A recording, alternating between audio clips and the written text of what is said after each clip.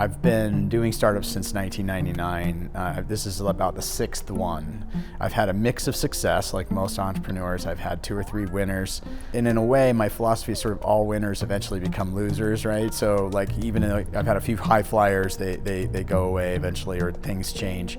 And you have to be willing to either take a left turn or shut them down if that's what's necessary. So it's this series of pick yourself back up and either get with it and go do something again or don't. Around 2004 or 5, I was actually working with digital assets and virtual currencies.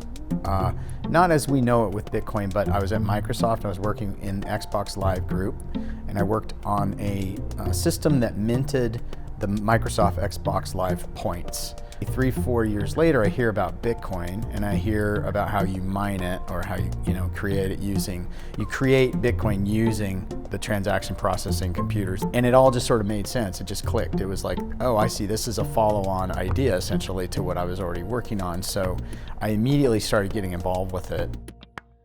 I lived over in the Seattle side, and the discovery that I lived 3 hours away from literally the world's cheapest source of power came to me through somebody on the forums, on the Bitcoin forum, just sent me a message and said, hey, do you realize, 3 hours away, you have just the biggest competitive advantage anybody else can have.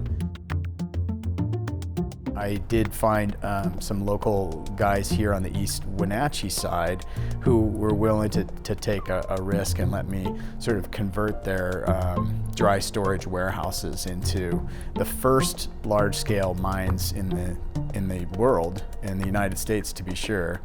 And the goal was to get to the megawatt scale.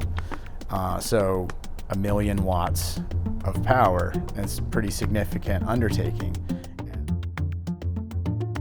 Without the team that I have now, there's no way that this happens. So you obviously, as an entrepreneur, you can only do so much in the 24-hour day, and you have to find people to join your vision.